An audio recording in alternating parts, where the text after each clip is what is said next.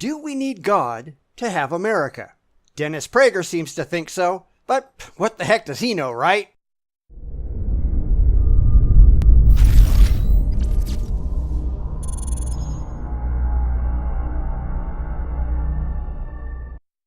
I came across an article written in the National Review by Dennis Prager, best known for his laughable Prager University YouTube videos.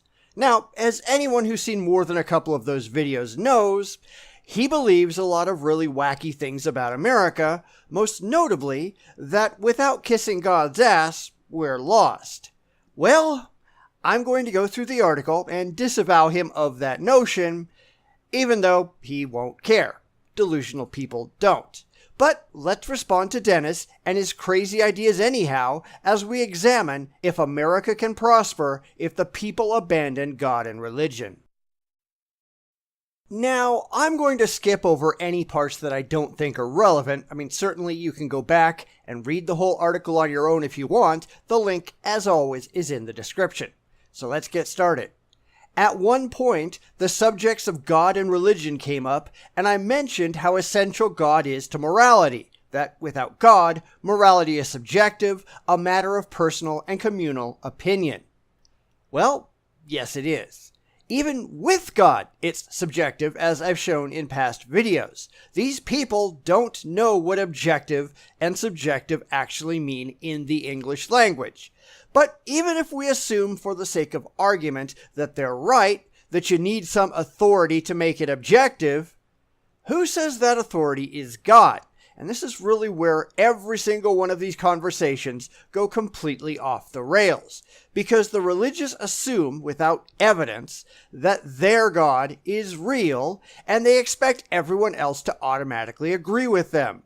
But since this is a discussion specifically with a secular conservative, someone who does not believe his God exists at all, this strikes me as an absolutely bizarre position to hold. But we'll come back to that in a minute. Having debated atheist scholars, all of whom agreed with this not very audacious observation, I was quite surprised when this prominent conservative took strong issue with me. God is morally unnecessary, he stated with some passion. Why would any educated person think otherwise? And that's true, because belief in a God, any God, is a religious position that cannot be demonstrated to be actually valid. Now, I'll be the first one here to agree that morality is subjective. Whether there are gods or not, your feelings don't mean a thing. I don't see how you can make a case for objectivity regardless of your beliefs in the existence of imaginary men in the sky. If we look at the way the world works, it's clear that morality operates on an individual and societal basis. There is no universal morality that applies to everyone at all times and in all places. There never has been, and there never will be. It simply isn't real, no matter how that makes you feel. This was my first confrontation, I was a young man at the time, with the unsettling realization that to be a conservative did not necessarily mean being religious. Until that time, I had naively assumed that it did. Well, this is Dennis Prager that we're talking about here, and he's not exactly a brain trust. I've done enough PragerU videos to show that he's got some serious problems. But this is just another illustration of what happens when you allow one idea in your head to color your perceptions of absolutely everything. And it doesn't matter if you're talking about Christianity or Islam, both of which have the same problems, or if you're talking about hard left liberalism, which is a disaster in its own right. You cannot just assume that everyone who has anything remotely in common with you automatically has everything in common with you. Religion and politics are not the same thing. They never have been, they never will be. And the second that you think they are, you go completely off the rational rails, as we'll see in a moment. I thought so for 3 reasons. First, all of the religious, God-based, Bible-based, religiously active people that I knew or studied with were conservative. I grew up an Orthodox Jew in a yeshiva world, home to some liberals, many conservatives, and no leftists. So you had a very limited exposure to reality. I get that. But by the time you become an adult, you ought to have come to grips with the way that the world actually works, which, unfortunately, for many religious conservatives, or religious people in general, they never do.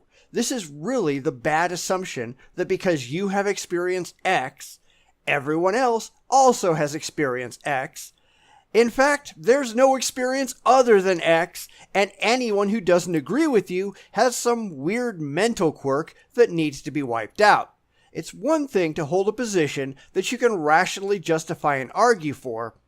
It's another to simply assume you're right because you strongly believe that you're right, and you don't even want to consider the possibility that you could be anything else. Second, in American terms, the American conservative I most admired, William F. Buckley Jr., the founder and publisher of National Review, was a deeply religious Catholic. Okay, big deal. Now, I respect a number of conservatives who are or were religious. I'm a serious Goldwater conservative, and Barry Goldwater was an Episcopalian. He was also a very vocal opponent to the religious right getting a foothold within the Republican Party. We really need more Barry Goldwaters on the right. If I had a hero, which I don't because I don't engage in hero worship, but if I did, he'd be it. Third, America was founded on religious, specifically Judeo-Christian, principles. Wouldn't a conservative seek to conserve all of America's basic principles? And this is where so many religious people, especially religious conservatives, go completely off the reservation. It was not. This is a complete myth that the religious cling to because they wish it was true, even though it simply isn't. Most of the founding fathers were either not religious or were deists. Most were vehemently opposed to Christianity. That's why the founding documents of this country specify Congress shall make no law respecting the establishment of religion or prohibiting the free exercise thereof or abridging the freedom of speech or of the press or the right of people peaceably to assemble and to petition the government for redress of grievances. That's why Thomas Jefferson said, "The day will come when the mythical generation of Jesus by the Supreme Being in the womb of a virgin will be classed with the fable of the generation of Minerva in the brain of Jupiter. But we may hope that the dawn of reason and freedom of thought in these United States will do away with all this artificial scaffolding." It's why the Treaty of Tripoli specifies the government of the United States of America is not in any sense founded on the Christian religion. This was ratified unanimously, entirely without any debate, by Congress in 1797. The idea that this has ever been a Christian country based on Christian principles is absurd on its face. But again, we will come back to this later because it will become important. It is a testament to the power of our secular education, primary school through university, that it has successfully secularized students from conservative homes almost as well as students from liberal and left-wing homes. Most well-educated conservatives have embraced secular values and made peace with a secular and godless America just as much as have well-educated leftists. Except for the religious loonies who bypass public education in favor of religiously fanatical home and private schooling, which is why they never learn about reality, like separation of church and state, one of the founding principles of the nation. This is where things start to sound like a conspiracy theory, and Dennis Prager is really good at conspiracy theories when things don't look like they're going his way. And this is true of people on the right and people on the left, people who have this bizarre picture in their heads of what the real world looks like, when the real world looks nothing at all like that. But they really aren't concerned with reality, they just want their emotionally comforting fantasies, and the hell with the facts. One has to wonder what secular conservatives do with statements such as the famous one of John Adams, "Our Constitution was made only for a moral and religious people. It is wholly inadequate to the government of any other." And what do when they read George Washington's farewell address, in which he said, of all the dispositions and habits which lead to political prosperity, religion and morality are indispensable supports. Now, you notice that neither one of those people said Christians. They don't mention Christianity at all. They say religion. But to the highly religious Christian, all religions are Christianity because the two words are completely synonymous. But it really doesn't matter what either of these people said, because it really matters what made it into the founding documents. And Christianity and God are two words that fail to appear anywhere. The whole idea that this country was founded on Christianity is totally wrong. So I wanted to skip down a little bit to some questions that Dennis Prager has for secular conservatives, because I think they perfectly illustrate just how little he actually knows about either secularism or conservatism, or much of anything else, truth be told. His first question is this: do you think America will be able to prosper or even survive as the nation you love if the American people abandon God and religion? And yes, I do. Absolutely. In fact, it will be better than it ever has been, so long as we're able to get away from the liberal poison that has been destroying this nation for decades. But we're really only going to thrive if we become a nation of well-educated and rational voters, something that, let's be honest, neither the left nor the right wants us to be. We need to be conservatives, and the Republican Party hasn't been conservative forever. I know why, because they want to win elections, and the American electorate has been poisoned by the left to expect freebies at every turn, something that conservatives simply does not endorse, but they can either be true to their ideology, or they can sell out. And unfortunately, they've completely sold out. Do you think the West will be able to do so? Well, without a doubt. And as much as I hate to point to a lot of Europe as a success story, because I don't really think they're successful, they are doing just fine, and they are a lot less religious than we are by a long shot. So if you're going by religiosity as your metric, not only can the West survive, the West is doing just fine without your silly beliefs. What do you believe will give future generations of Americans meaning in the way religion has until now? Now, this is really a stupid question when you think about it. It's like saying, what disease do you want to replace your cancer with? What he's really asking is what load of irrational nonsense do you want to buy into once you get rid of his load of irrational nonsense? None! That's the point. The whole idea is to stop believing in emotionally comforting fairy tales and start dealing with reality as it is. Nobody said it was going to be easy, but this is what's necessary to advance not only as a nation, but as a species. The secret isn't to pick which lie to believe, it's to stop believing lies. Why is this so hard for people like Dennis Prager to understand? With regard to God and religion, how do you differ from left-wing secularists? See, this is exactly where things go wonky for people like Prager, who are convinced that religion and conservatism are one and the same thing. They're not. They're not even close. Conservatism is a political ideology, not a religious one. You can be conservative without being religious. Many people are, myself included. You can also be religious without being conservative. Lots of people on the left are religious. In fact, this whole article started with someone who was a secular conservative. Secular conservatives are different from left-wing secularists because, we're not left-wing. This really can't be that hard to figure out, can it? What books do you believe ought to replace the Bible as providers of wisdom to the American people? Again, why do we need to replace a piss-poor book of mythology with anything?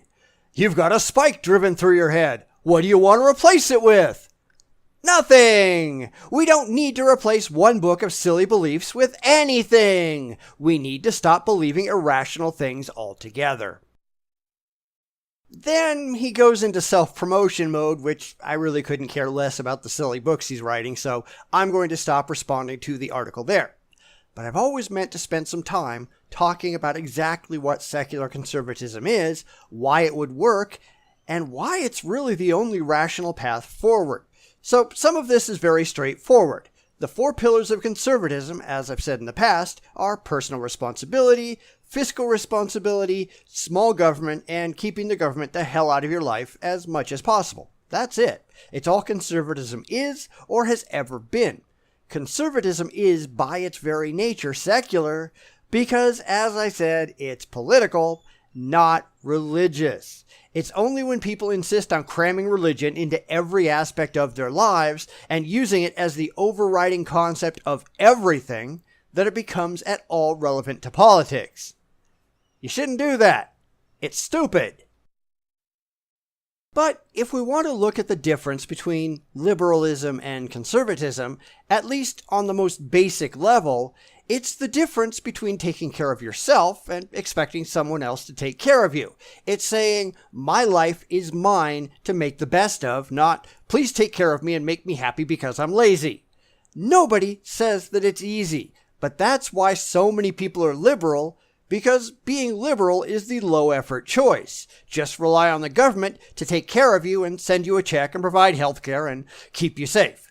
But that's a totally unrealistic way of looking at the world. That's why rational debates between the left and the right quickly turn into name-calling, because the left really has no clue how the planet operates, and their beliefs, like those of the religious, are based on feelings, not facts.